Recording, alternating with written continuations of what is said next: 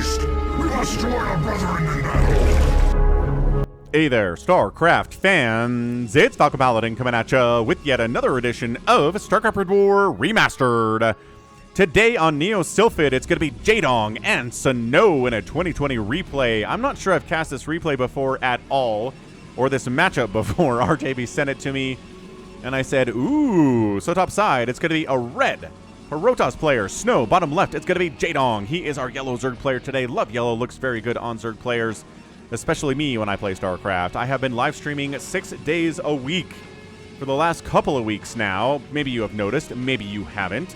Stop by and say hi. I'm streaming for 4 hours a day, Monday through Friday, and then the 7-hour stream on Sunday. So, you should be able to stop by and say hello to me. I will say hello back. I will be casting excellent, amazing replays, maybe casting some live games and playing some live games with viewers like you, so check it out. Alright, so probe scouting here. The correct direction here is Snow. Mini is watching. We've got Light watching as well. Light has 29 APM. Mini has around 25 while observing. Excellent. Terry the Overlord scouting out the wrong direction, but that's okay. We still love you, Terry. Again, merch at falconpaladin.store with Terry's face on it, as well as Steve the SCV. We have buttons now. So there is new stuff at the store. There's a new redesign as well. Check it out, falconpaladin.store. It's a pool firster, over pooling it. Here is our guy, Jaedong. Trying to be a little bit safe, a little bit economical here. Tiny bit macro-oriented as well. Like, it's not a pool first play, because, yeah, if you go pool first and the probe scouts you, you're just not getting anything done. You're behind economically. You're really sad. I did watch the SSL Season 2 finals last week, and I did listen and watch to the Nyokin cast with, is it Katz? Is that who he's casting with? Can't remember. Anyway, ooh, gets the hatch down. That's big. That is a big, big get for Jaedong. But yeah, Nyokin was like, man, I don't know how Zerg players can do these all-ins, and then you look up and their economy is even with the person they all-in, and it's like, well, I mean, Sulky can do it, yeah. I'm not entirely sure that there are, you know, a million other Zerg players that can pull that off. But a guy who is trying to achieve bourgeois status, you know, can kind of do things that other players can't. Even with the same tools, right? Zerg players versus Zerg players. Anyway, probe's harassing a little bit here, being annoying. The shield will come back, which is why you can do this. And yeah, just getting a single cannon up, expanding behind it. Everything looks fine here from Snow. This is before his ascension, right? So keep that in mind. We might not see some of the elite level Reaver play that Snow is known for, because this is 4 years ago now. This is a game that he played before he worked his butt off, figured out how to be the best Reaver player in StarCraft, and is incredibly terrifying. Is he going to be the first person to win an ASL, right, an SSL, since Mini did it back in 2021? Maybe he is. It'd be great if he is. And you know what? You can vote on what your answer is there at Polls-It. It's a new up-and-coming social media website that is sponsoring the stream and sponsoring the cast this week. Today's sponsor is Polls-It. You guys know him. Link in the description to sign up. Use your Google account, use your email address, and if you sign up for free, because it is free, I get a kickback from the advertisers. So if you want to support Falcon, sign up in the link in the description, and you can answer questions like, who is the Protoss hope right now in Brood War? Protoss haven't won an ASL or an SSL since Mini did it in August of 2021. Who will be the next toss to win an SSL? You have several selections to choose from, or you can just choose other here, and you can comment as well. Other questions like, what's your favorite matchup to watch in Brood War? And there are comments from people like Peter and Anthony. We've got, let's see, RJB here. Let's see if we have a response from RJB. RJB is on Polls-It. There it is. Solki es numero uno. He says, so will Flash qualify for SSL? Will Sulky become the new Bourgeois in Brood War? And yeah, it's just a social media platform built around polls. So thanks again for supporting me, Polls-It. I really do appreciate it. And sign up today. Now back to the cast. So check it out. Link in the description. I'm out there. You can leave comments saying how awesome it is out there. You can leave a comment saying, no, why do you think Snow would be the one to win the next Protoss SSL championship? It's definitely Mini, or it's definitely best, right? You can say that. Maybe it's Bisu. Maybe the Elder Statesman Bisu can pull it off. But yeah, be sure to check it out. Link in the description. Again, they're sponsoring the stream. And everybody who signs up for Pulls It, you can use your Google account. You can use your just an email address too to sign up. Very easy to do, very quick. Not asking a lot of you. It doesn't cost you any money, but it just gives an extra little bonus back to Falcon the more people that do that. So if you have a second, signing up for Pulls It and maybe voting on one of my polls is a good way to support the channel with no money coming out of your own pocket, which is nice. Okay, Stargate coming in. Like I said, third base here from Jaedong. He is getting that lair. And, you know, to the point that we definitely need a Hydra Den. Because this is going to be done soon. Corsair production is beginning. You can skip Hydra Den if you're kind of willing to lose a couple Overlords here, which maybe Jaedong totally is. We'll have to see. I'm going to guess that he's just going to go Spire and just wait for the Scourge to show up, and he's going to be willing to lose a couple Overlords. What are you making? I see you down here. Macro Hatch. Hydra Den. Oh. So he's not even making a Spire. Jaedong, you make me happy. It's +1 air weapons, too. So maybe an attempted Hydra bust. Jaedong and Sulky are maybe the two best Zerg players in the world at Hydra busts. Jaedong at the peak of his powers. I mean, people are like, man, Sulky's Hydra busts are impossible to stop. Jaedong was there too, man, for a while. I've definitely cast a few games from the 08 to 010 range in StarCraft's history where Jaedong would show up with an innumerable host of Hydralisks, and Bisu would be like, oh. And Bisu would even have Storm, and it wouldn't be enough. It was insane. So we'll see. We'll see if that's what this is here. I do love the idea of just going mass Hydra against somebody investing in Corsairs. Of course, the thing is you don't know that's happening is the problem. Right? You don't know that it's a +1 Corsair opening unless you got in here and saw the spinning Cyber Core and saw the Stargate. You don't know what the investment is. So if it's just a couple Corsairs, then sure, get a couple Scourge out. Let your mutas fly. But if it is a commitment to Corsairs like this is, I do think just going Hydras is your best bet. See? Hydras chasing away Corsairs like crazy. You can scout, Senor Corsair. But there is nothing for you to let us attack, I'm afraid. Not in this game. Maybe you could find this Overlord in the bottom right, but I'm not going to put any money on that. So, Zealot's going to push out. And again, guess it's really good against Zealots. Hydra's pretty good against Zealots in defensive positions. Maybe not out on the map, but especially before they have Zealot legs, right? Hydra are going to do okay. They're going to be okay. Templar Archives on the way, recognizing, okay, I don't see any Scourge. I scouted. There's not a Spire. What's going to be good here is Storm. It's going to be better than if there are Mutalisks flying around. At least faster to get Storm faster, right? Because you are worried about a Hydra bust timing. Here at the 7-minute mark. It's like, all right, so he's getting the upgrades. He's working on Hydralisk range. He's getting a +1 attack here. He's got speed on his Hydras already. He might be full sending them. And if that happens, I'm in trouble. Ooh, waiting for the Hydras to leave. And then darting in and attacking the Overlords. Man, one Spore. One Spore at each base. I feel like it'd be awesome. Nope, come back to the Hydralisk. Or go to these Hydras. That's fine too. Jaedong knows what's up. Not worried about this guy. And here we go. The Zealots are trying to delay these Hydras from getting up here because Storm is not done yet. So we're going to show up and try to bust down, and more cannons are coming in. How many cannons do you need to deal with this? A silly amount, said Tasteless once. So a silly amount of cannons are required. The Hydras are picking away at the outside. They are going, man, that is, oh, we already got +1. Okay, +1 is done. So losing out on +1 armor is not that big of a deal. Ooh, ran out there unnecessarily. Lost 2 Hydras for nothing. You were not saving that upgrade. What are you doing out here? Dude, it's your Zealots. You need as many Zealots as you can get. Getting the Gateway 2 production getting crippled a little bit. More Gateways coming in to replace the losses at the front door there. And actually, did he cancel +1? No, he finished +1 attack. He's just not going that crazy on Corsairs. Because he knows, right? There's no Overlords. I mean, there are Overlords to kill. There's no Mutalisks to kill. Oh, gosh. And again, can't even kill it. Oh, losing one of his Corsairs is brutal. He's trying to make DTs happen, right? He's trying to go DTs. The more Overlords that are dead, the more effective our little guy with a giant Warp Blade is. Warp Blades. Does he have 2? I feel like they just have the 1. Why is it called Warp Blades? unanswerable questions in the Brood War universe with Falcon, everybody. Because the game was made in 1997. That's why. Ooh, that's a cancel on this hatch, though. Oh, there's not. They didn't want to die. They might die anyway. Getting trapped here. Yeah, just run. Run! Use those leg enhancements you were given. Bob, no! Bob the Zealot.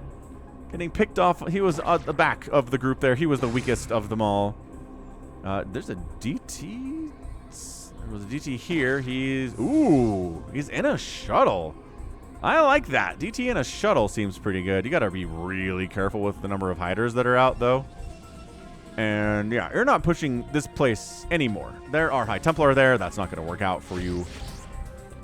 This just kind of tells hiders to come into the main base if you're attacking one of their overlords, right? Like, they're coming in and okay, but chasing the overlord away and then bringing the DT in. Snow, but another oh gosh. Okay, well, hang on. Whack, whack, one shot, one shot. Does not tell you your units are under attack if they're one-shotting your butt. So 7 kills. I think one of those kills was a Zergling earlier. So 6 drones down is pretty good, though. 54 to 52 workers. DT surprisingly zippy for a cloaked unit. Oh, storm dropping here. A couple drones die there.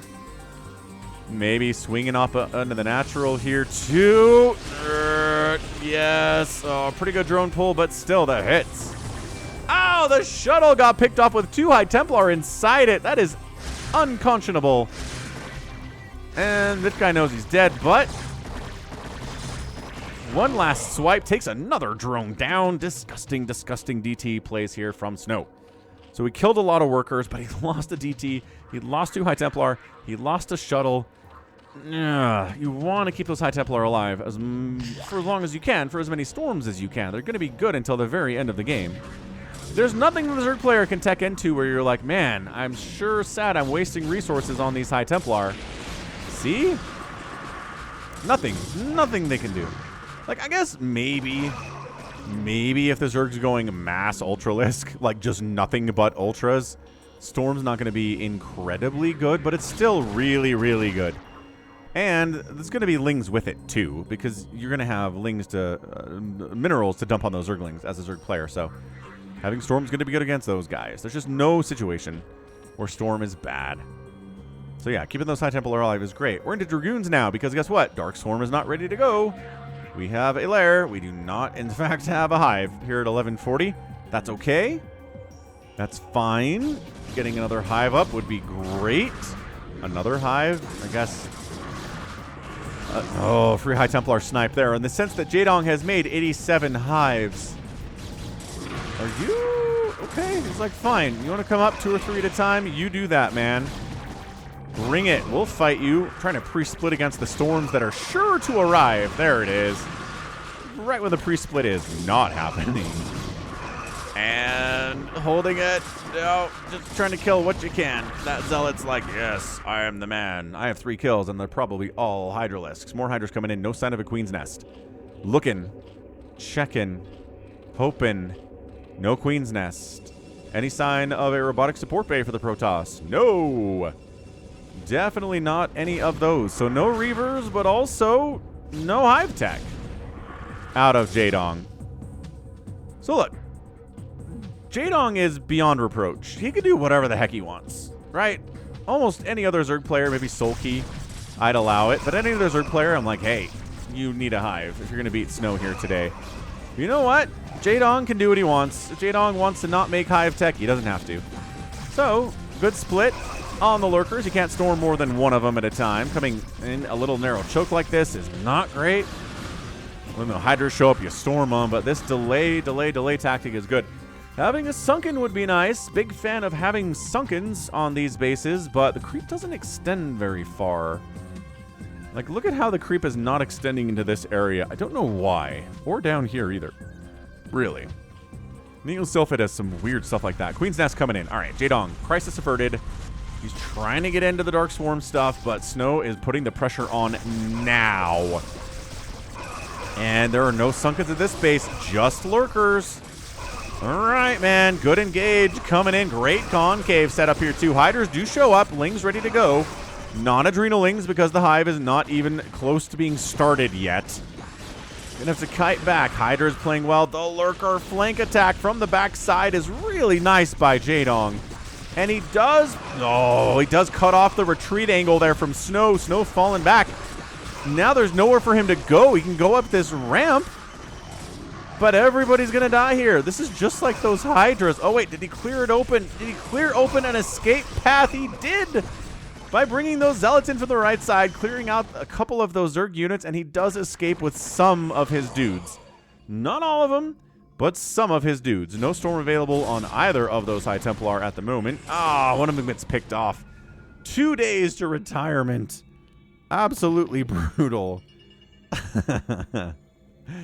Another base coming in down south here from Jaedong. 1, 2, 3, 4, 5 bases for him. Kidaren Amulet's on the way. Hive is popping up. About 50% complete based on that animation and the progress bar. And we're kind of fighting out here, but guess what? Zealots are down into your 5th base. And they're hacking on it with their +2 attack. You're going to save it, because Ling Hydra is pretty great. Although the Hydras being on the front lines is not how this is supposed to work. It's fine. It worked anyway. No big deal. Small group of Hydras, Lurkers pushing right side. Getting up into this base would be huge. There are only 2 cannons here, which Snow realizes, and he pulls his forces back. He's like, hold on. That base can't survive if Jaedong pushes in this thing.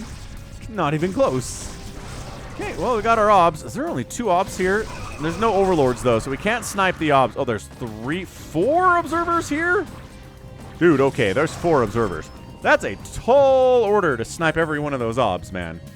Even if you can see them. Drenal's on the way. Drenal's coming up before a Defiler Mound. I approve. Falcon stamp of approval here. Getting Adrenal first is awesome, but also you do want a Defiler Mound. You have the cash for it. It is time for the cash for it. Lurker's high ground. Still not investing in Sunkens hardly at all. There's 1 there at the 3rd base. Yeah, these Lings don't want to fight. They'd really wait until they have Adrenal. Defiler Mound is on the way. But when the Protoss is over this deep on your side of the map, you gotta fight even if you don't have that Adrenal upgrade that makes you little tiny gods. Gods of the StarCraft here. It's like, okay, Adrenal's gonna kick in any second now, and I can do this. Ooh, Lings jumping on this base would be nice, but covering this area. They swung around from the top side. They could have canceled it. Or maybe if you have enough reinforcements, you can just kill this thing anyway, because guess what? Adrenal's done, suckers! So, the Adrenal jumping in, Archon down. Dragoons can't fight against this. High Templar's like, I don't have a storm. Save us all. The cannons will save us. Cannons are good against Cracklings. They sure are. Not if they're taking hits from Cracklings, though. They die really fast, but if they're just shooting them, the Cracklings die incredibly quickly. So these cannons really saving the day there. High Templar is trying to get enough energy for a Psy Storm. And Jaedong is putting the pressure on. Here we go. Consumes on the way. Defiler's almost going to join the field here at 17 minutes.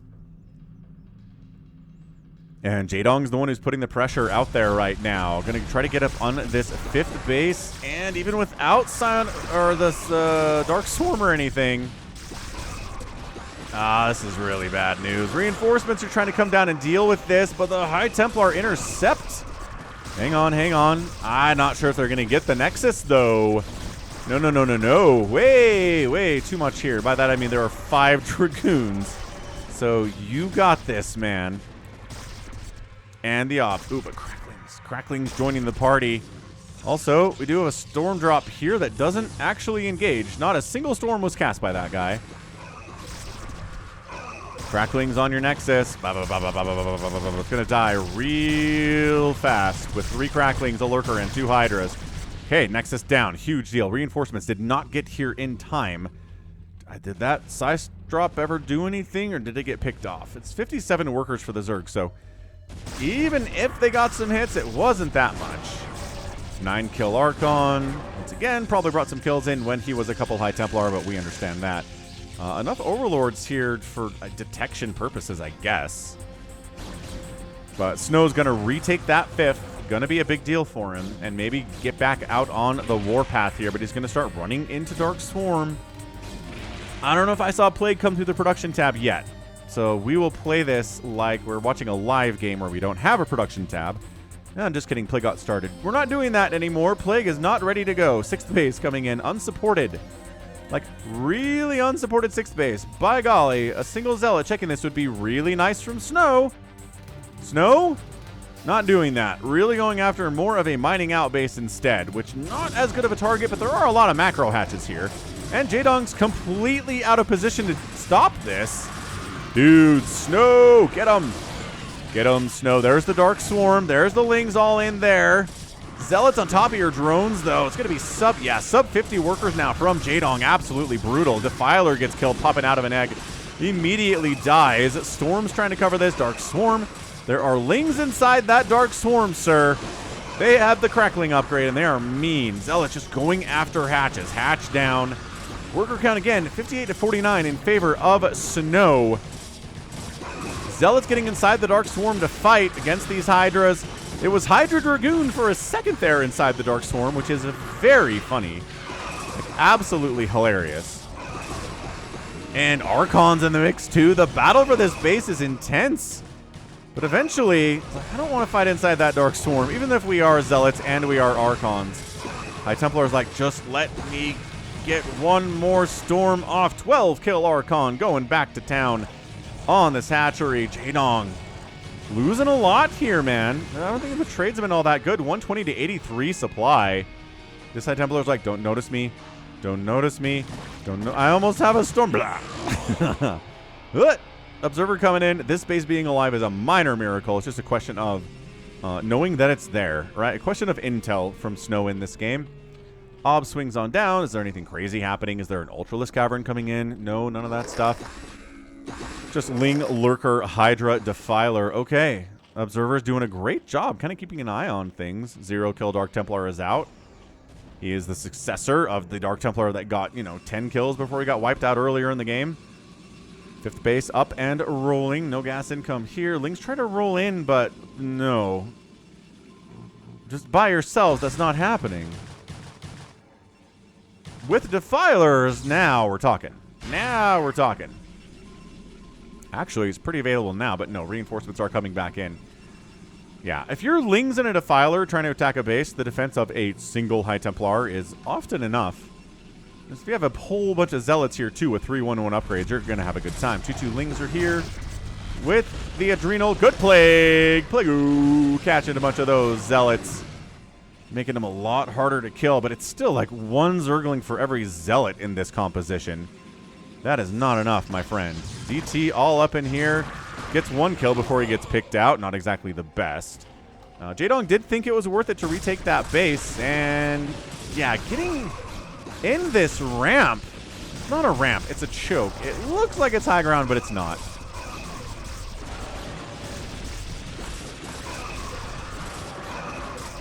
Yeah, gonna back it out, and that is a big-time win from Snow. Wow.